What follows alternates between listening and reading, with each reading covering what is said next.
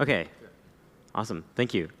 Maybe for me to just get a quick pulse of what people actually want to hear about, I'll do like a quick what do people know about? Like raise your hand if you know Solidity and want to talk more about different Solidity tooling or ideas.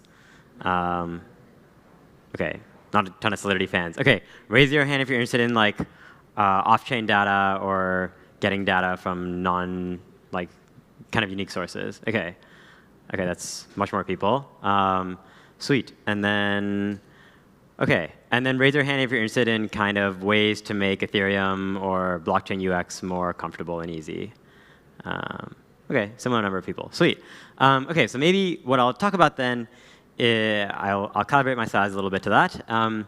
But basically, I'm going to talk about some of the ideas that we've come around for data provenance and data risks in the specific context I've been thinking about in ZK email.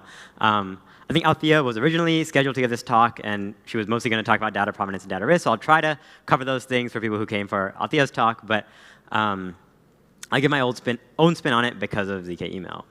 So concretely, I guess, for the topic of how do you even get data provenance, the main way to do this is via digital signatures.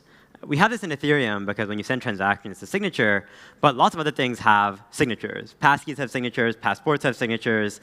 When you execute apps on your phone, you can use this thing called app-attest and get a certificate showing that that thing actually executed, and then emails, which I'll talk about. So passkeys are intuitive because you get UIs that look like scan your face or tap your finger, and then things happen.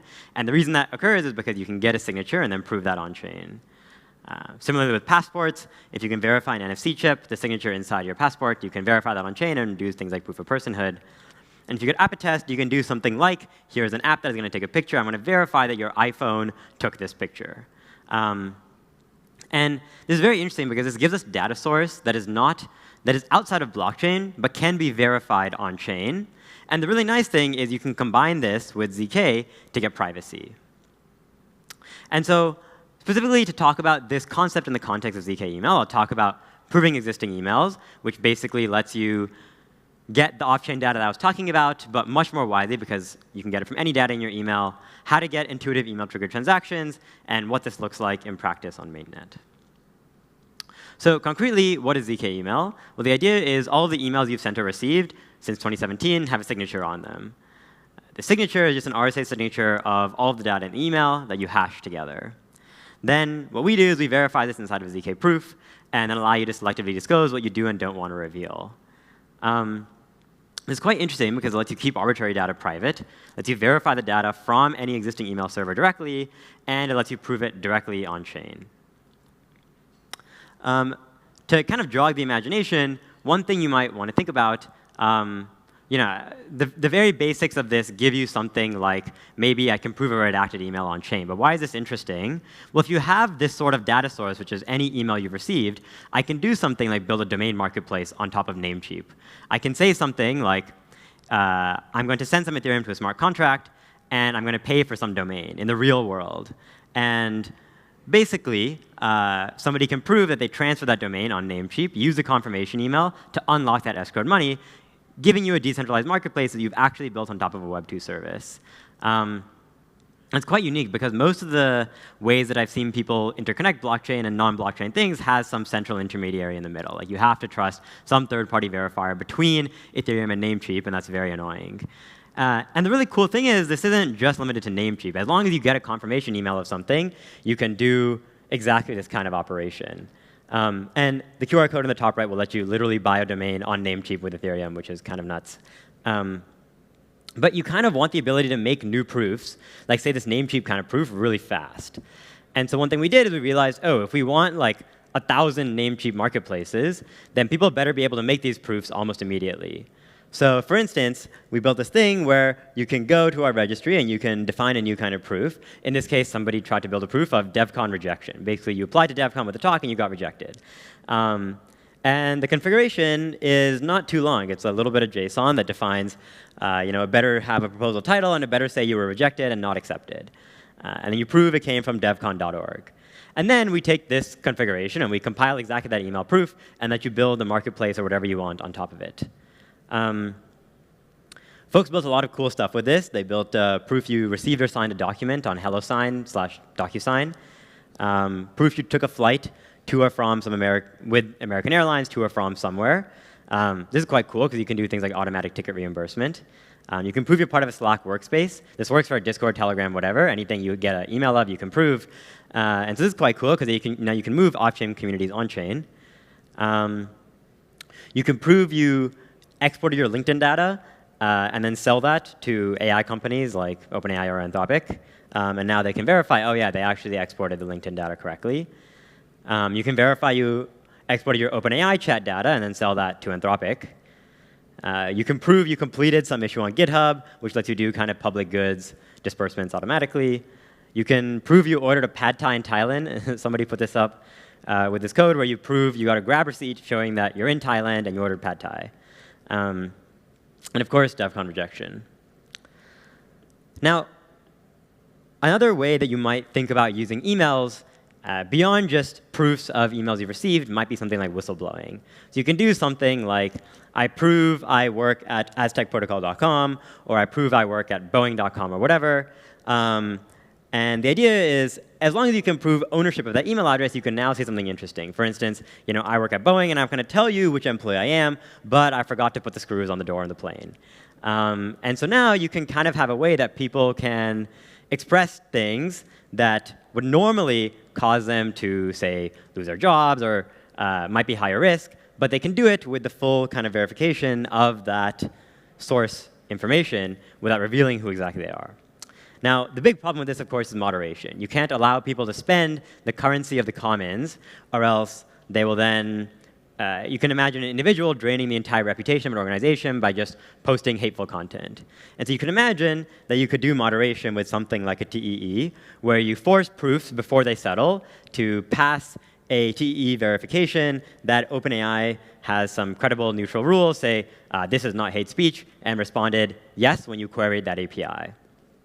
And this is quite cool because this means you can get credibly neutral moderation on top of message boards, and you can define your own kind of AI-based filter function. You can say, oh, I only want to see things that are not hate speech. Oh, I only want to see things that are not political content. I only want to see things that satisfy this or that. And people can curate their feed by that specific prompt, which is quite interesting when combined with the ZK proofs of provenance. And so another very interesting set of things you can do is you can trigger smart contracts on-chain with emails. This lets you do things like receive tokens directly to emails, have emails on multisigs, log in with your email on-chain, and do account recovery with your email directly to a smart account. OK, so how does this kind of thing work? Well, the idea is because emails have a signature, that can directly trigger a transaction on-chain. You don't need to go through the whole process of fetching the email from the inbox, making the proof, and sending it on-chain. So how might you do this? Well, you can imagine you can authorize a transaction directly by replying to an email. If I have an email here, for instance, I've moved some data from the body to the subject so you can see it more clearly. Normally, this would be hidden in a div, but you can imagine that there is some sort of account code that links this email address to an on-chain address. This is not a secret key.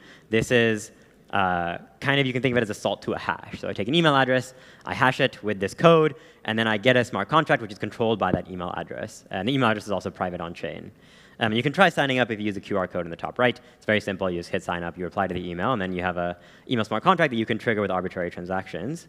And the very cool thing is that because this account code is the only thing needed to make transactions, you can make sure the user doesn't lose access to that account, even if our entire proving infrastructure goes down. And finally, the actual process of receiving an email saying, yes, I want to execute this transaction, and then replying to it so it executes can happen in a totally decentralized way. It doesn't need to be us sending you that email. Anyone can send you that email, and any app can build this on top of them.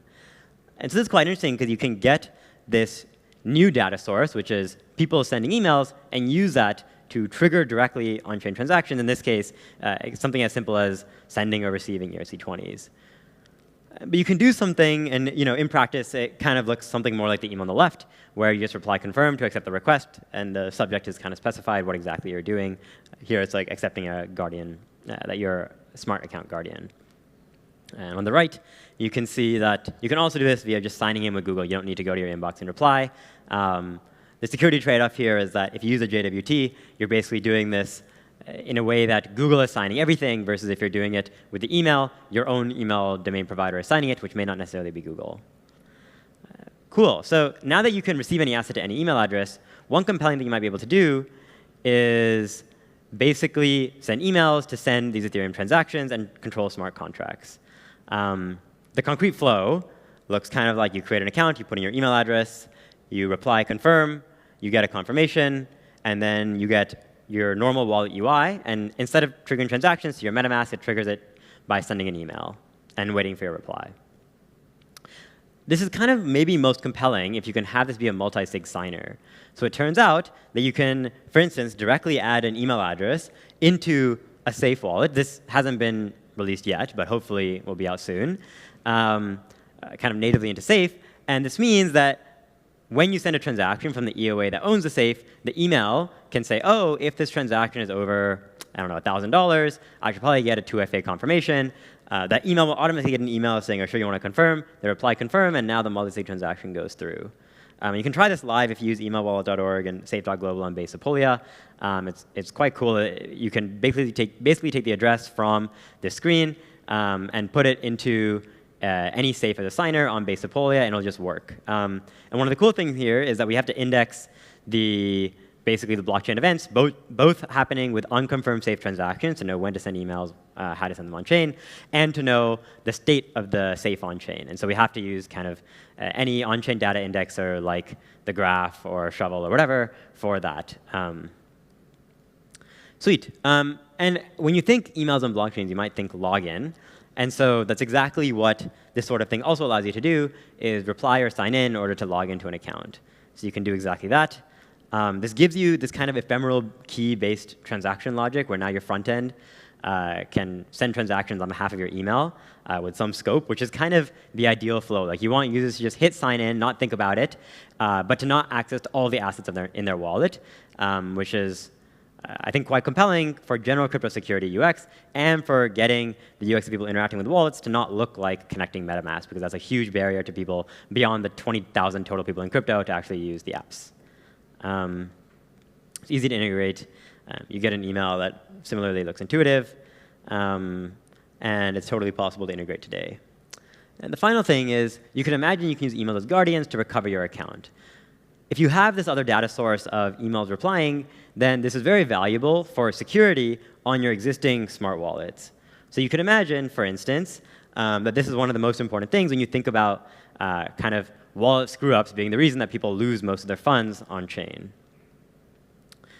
So concretely, what you can do is, on top of any safe account, on top of any 7579 account, aka a smart account, you can basically add emails as recovers. And the ideal use case here is something like passkeys, where users, again, it's invisible. They just do Face ID or tap their fingerprint, a transaction goes through, and they just use an email to recover that account. And so concretely, you'd imagine that users would say, OK, I want 3 guardians, and I want a time lock of a week. Subsequently, they would add the email addresses they want to be their guardians. The guardian would confirm that they want to, in fact, be a guardian, and that way you know that they didn't typo the email.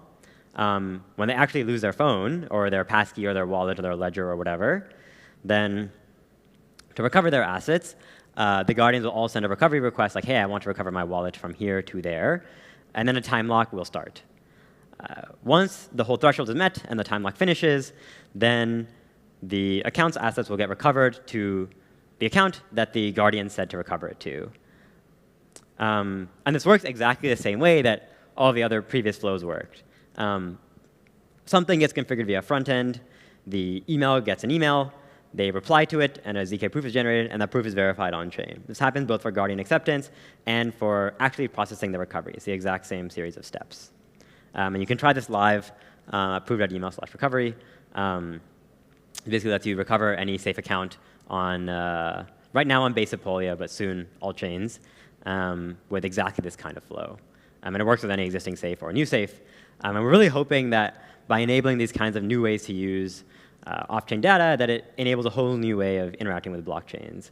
And so hopefully, to make this easier for people to use, you can kind of have this generic interface where people define a simple Solidity smart contract, then call an API, and they can build their own version of account recovery or email trigger transactions or whatever it is. I've just presented 4 examples, but there's so many more things you could do with this. Sweet. And if you want to see, hear, or read more, you can see my Twitter, Aayush. You can see our website in the middle, zk.email, and you can see the slides on the right side. Sweet. I'm happy to take any questions if people have any.